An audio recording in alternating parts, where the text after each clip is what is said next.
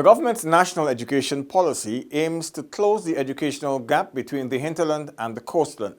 This is crucial to reducing poverty and reducing hinterland unemployment and underdevelopment. The policy emphasizes 3 A's. Access. Every child must be assured of access to school. Attendance. Every child must be enabled to attend school. And attainment. Every child must be equipped with the knowledge to attain a satisfactory standard of education. The recent opening of the Hinterland Student Dormitory at Lilindale adds a 4th A, accommodation. In this edition of InfoHub Extended, we look at this spanking new facility, which will accommodate over 120 Hinterland students come the new school year from September. Are you ready to embark on a truly epic adventure to an undiscovered corner of South America, where some of the most spectacular natural attractions are unveiled within a beautifully diverse landscape? From the wetlands and savannas to the ancient mountains, magnificent waterways and lush enriching rainforest would provide a vast playground for some of the most exotic and breathtaking creatures on the planet, including many of the world's giant species. This untouched land of mystery and wonder serves up an exclusive experience for travelers. So are you ready for a new, awe-inspiring adventure? Welcome back to nature. Welcome to Guyana.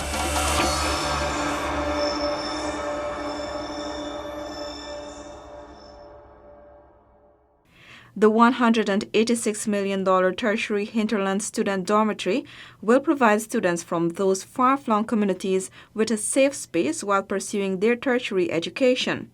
The dormitory has 16 apartments. Each apartment boasts a kitchenette, toilet and bath area, and also a study area. It also has internet access and a library, as well as accommodation for 2 dormitory supervisors. It will cater to students attending the University of Guyana, UG, Cyril Potter College of Education, CPCE, the Government Technical Institute, GTI, Guyana School of Agriculture, and the Carnegie School of Home Economics, among other tertiary institutions in and around Georgetown. During his feature address at the commissioning of the facility, President David Granger said the project is part of the 10-point plan for hinterland development, which he outlined in his address to the National Tushaus Council in August 2015. That plan of action is still valid. It is still relevant. It was aimed then, and it's still aimed at reducing the inequality between residents of the hinterland and the rest of the country. And we intend to do so by eradicating extreme poverty, by promoting employment and economic prosperity, and by enhancing people's access to public services. This is one of the reasons why, in our first 3 years in office, we created 4 new tongues, Mabaruma, Bartica, Lethem, and Madia. And those tongues become a hub for the delivery of public services to the residents of those regions. Ultimately, no one living in any region of Guyana should have to leave that region to access any public service, banking, transportation, and education, or any other public service. The plan of action has guided government's actions over the last 4 years. Actions aimed at empowering hinterland residents through education, employment, economic enterprises, energy, infrastructure, land rights, poverty reduction, public services, and cultural development. Education is the surest and swiftest way to reduce the inequality that exists between the hinterland and the coastland. It is the key to unlocking increased economic opportunities for citizens. It is a definite path to empowering and lifting persons out of poverty and marginalization. According to the head of state, the government has begun the process of bridging this gap. Access to facilities have improved and the number of scholarships offered have increased. Access to education is being improved through the expansion and improvement of educational infrastructure. More than 100 schools across our 10 administrative regions have been built or renovated and upgraded over the past 4 years. Sanitation, safe drinking water, and solid waste facilities. Too long, some of the unsatisfactory elements in our school compounds are all being improved. Hinterland students have benefited from learning resource centers all across the country, from Charlton in the south, Anai, Bartica, Cato, Lethem, Mabaruma, Monkey Mountain, Paramakatoy, Camarang, Waramadam, Wauna. We have budgeted this year to commence work on learning resource centers at Madi and Port Kaichuma. Information and communications technology is boosting access to modern education. ICT hubs have been established in 171 communities. Daddy!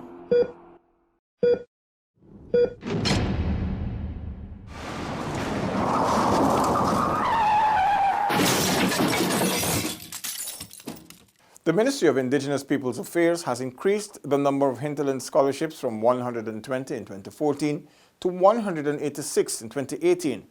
These students are among the beneficiaries of the 1,599 tertiary level scholarships offered through the Department of the Public Service since 2015. In order to improve attendance at school, government launched its 5Bs program. 29 buses, 10 boats, and more than 1,400 bicycles have been distributed thus far.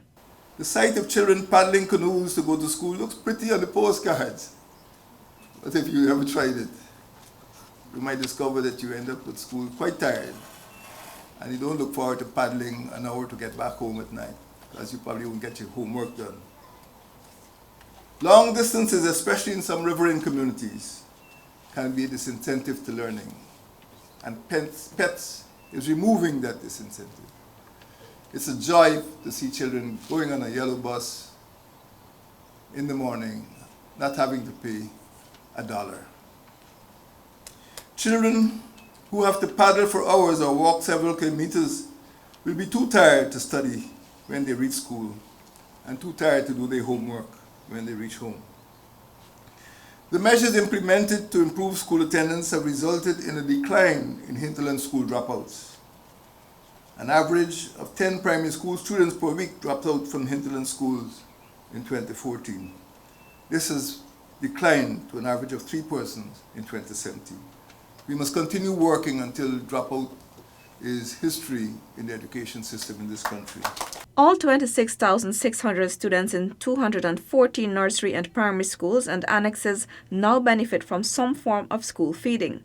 175 primary schools and 106 secondary schools and 35 technical and vocational institutions are connected to the internet to help students with their academic assignments and homework.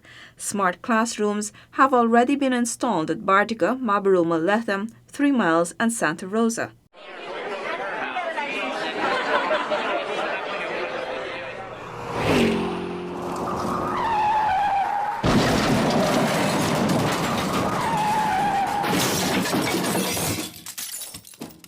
Additionally, accommodation has been enhanced by the provision of accommodation for students. Dormitories have been constructed at 19 locations in 9 regions. In order to improve the delivery of education, almost 1,900 teachers were trained and added to the teaching profession since 2015, whilst the One Laptop per Teacher program has provided 8,848 teachers with computers.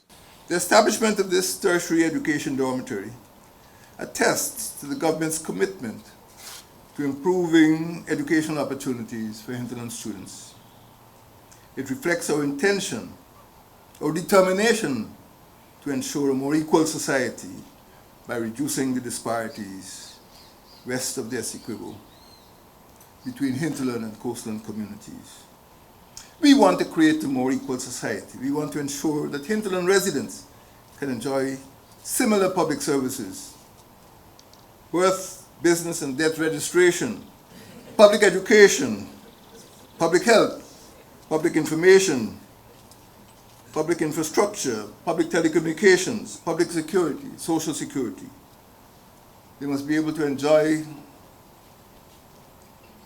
this access just as citizens on the coastline.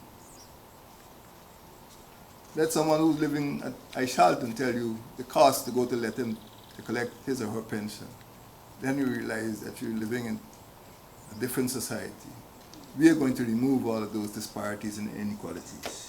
According to Minister within the Ministry of Indigenous Peoples Affairs, the Honorable Valerie Garrido-Low, the actualization of this long-awaited facility will create an academic and vocational revolution in the hinterland. This is not just a building.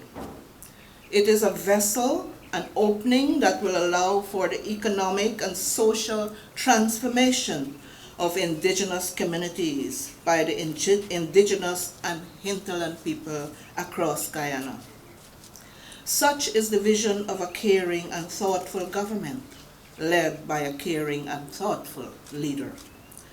This is testimony to the fact that your government is committed to creating a real-time development environment for our people, thereby departing from the past trend of giving handouts and making us dependent instead. With oil proceeds imminent, Minister Garrido-Low noted that Ghana's economy will be stimulated and more industries will be required to service the needs of the country. Therefore, expertise and knowledge will be needed as jobs will be made available, albeit on a more competitive basis. We recognize that our communities need more input and expertise. We need more educators, health workers, civil engineers, geologists, botanists, anthropologists, professional agriculturists, food scientists, and business people. We need to nurture and develop professions that will push the Green State Development Strategy into actuality. Minister of Indigenous Peoples Affairs Sidney Allicock reminded that the construction of the dormitory was in train since the coalition government took office in 2015. This building here is not by magic. It didn't appear here just like that. It was because of the leadership. It was because of the planning of a visionary leader, a forward-thinking leader, and especially a leader who thinks about the hinterland and about the indigenous peoples. He thought about the identity, the inclusivity, and the prosperity of indigenous peoples. He said that the project is the start of something huge for the education sector in Guyana. This is just one of the many that will happen for the development of education in this country.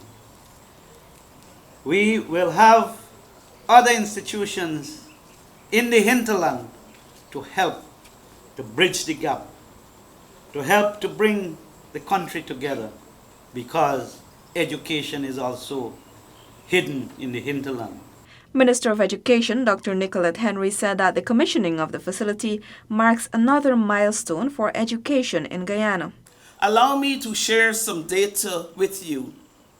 In 2013, when the Education Ministry measured the school readiness of children entering the first grade in remote areas, and you know where are considered remote areas, the ministry found that very few children were equipped to begin learning. In fact, around 60% of the children failed to meet the basic prerequisites for reading.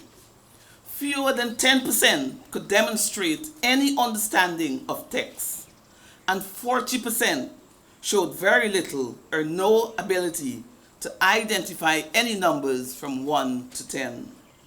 Today, with less than 5 years in office, the data tells a different story, a story of hope. In fact, an article published on December 3rd, 2018, in the Apolitical Journal, which is a global platform that attracts wide readership in education circles around the world, recorded Guyana's turning of the tide in early childhood education.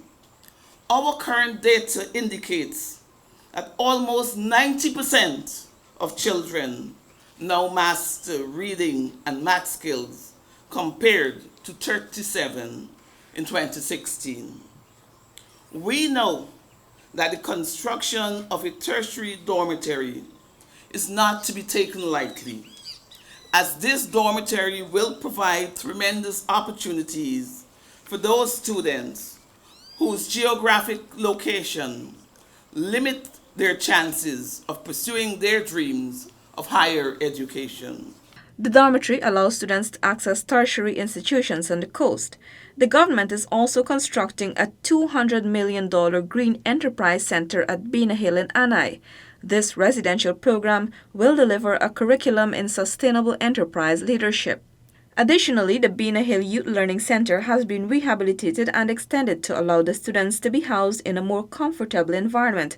Over the past 4 years, the institution has doubled its intake of students. It is the government's vision to have technical institutions in all of the hinterland regions. Feasibility studies are being conducted to achieve same. Education in Guyana has been repositioned and is moving on the correct path. It is being accorded the highest priority.